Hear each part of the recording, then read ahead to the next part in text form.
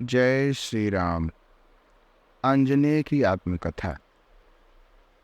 प्रसंग चल रहा है हनुमान जी का हनुमान नाम कैसे पड़ा। उसमें हमने अब तक सुना कि जब हनुमान जी को बाल्यकाल में प्रातःकाल भूख लगती है तो वे क्षुधातुर अवस्था में सूर्य देव की तरफ बढ़ते हैं। और उस दिन सूर्य ग्रहण से पहले, राहु से पहले, हनुमान जी ने जब सूर्य देव को अपने मुख में रख लिया, सूर्य देव को, तो राहु इंद्रदेव के पास जाकर के शिकायत करता है कि आप लोगों ने दुर्व्यसंधि की। और इंद्र उसकी शिकायत को सुनकर देखने आते हैं कि क्या चल रहा है। अब आगे चलते हैं। आप जानते हैं कि मुझे कभी कभी केवल अमा और पूर्णिमा को आहार प्राप्त होता है। राहु ने मार्ग में सुनाया, मेरे शरीर है नहीं, शशि अथवा सूर्य कुछ घटिकाओं को मेरे भीतर यानी मुख में आ जाते हैं तो मानसिक तृप्ति होती है। आज मैं पर्व पाकर पहुंचा सूर्य के समीप तो वहां सूर्य रथ में कोई महाकाय वानर मुझसे कुछ क्षण पूर्व पहुंच गया।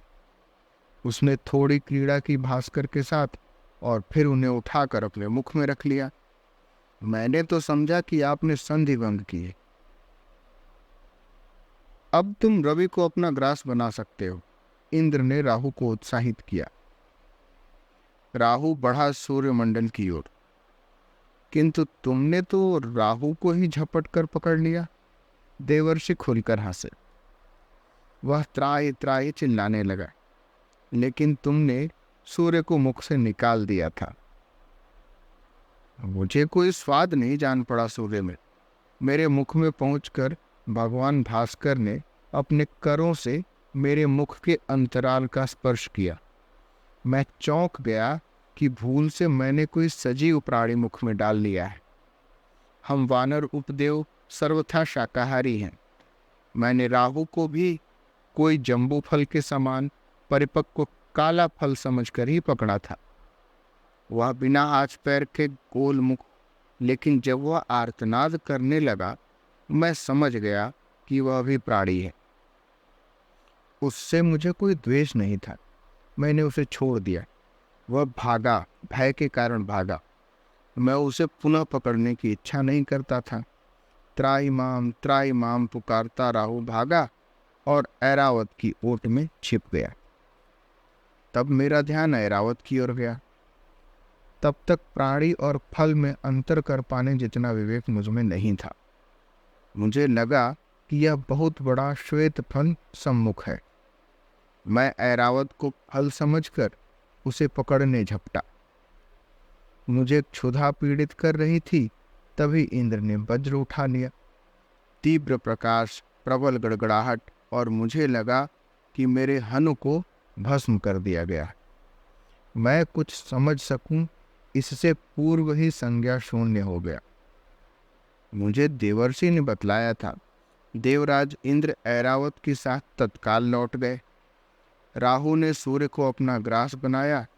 मेरा मूर्छित शरीर सामान्य अवस्था में सूर्यमंडल के चारों ओर उपग्रह के समान सदा घूमते रहने के लिए छोड़ दिया गया था। इंद्र ने यह भी जानना आवश्यक नहीं माना कि यह शरीर किसका है। वहां एक और अनति दूर पवन देव भी विद्यमान है। इसे देखकर भी सहस्त्राक्ष ने नहीं देखा। देवाधिपति अकारण किसी दिक्पाल की ओर क्यों ध्यान देने लगे। मुझे कितना दुख हुआ, कितना रोष आया देवताओं पर, इंद्र पर, इसे वर्णन नहीं किया जा सकता। मेरे पिता पवन ने मुझसे कहा, कुछ दिन के अनंतर मैंने तुम्हारे मूर्छित शरीर को संभाल लिया। जैसे वात्या चक्र के ऊपर कोई शुष्क पत्र स्थिर हो जाए, मैं धीरे धीरे तुम्हारे शरीर को लेकर मंदराचल की गुफा में आया। वहां तुमको अंक में लेकर मैं स्थिर बैठ गया। मैंने अपनी समस्त गति समेट ली। मेरा पुत्र, मेरा एकमात्र पुत्र, मेरे अंक में मूर्छित पड़ा था। मेरा हृदय विदीर्ण हुआ जा रहा था। तुम्हारे हनु का वाम पार्श्व भग्न हो गया था। वहां से रक्त आता था। यदि मैंने अपने उस वेग से जो तुम्हारे शरीर में था रक्त को संभाल न लिया होता। पिता ने बतलाया था। मुझे अतिशय क्रोध आ गया था। मैं जगत प्राण हूँ। शक्र ने मेरी अवज्ञा का साहस किया। मेरे पुत्र पर वज्रप्रहार। अब इंद्र और इंद्र का त्रिभुवन बिना वायु के अपना काम चलावे। मैंने केवल अल्प प्राण भूलोक के प्राणियों पर दया की। ऐसा न करता तो पृथ्वी उसी समय प्राणीहीन हो जाती।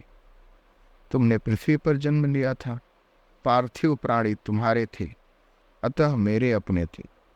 पृथ्वी पर वायु की गति तथा श्वासोच्छ्वास में किसी के लिए कोई अंतर नहीं पड़ा, किंतु स्वर्ग में और असुर लोक में भी श्वास रोध सबका हो गया।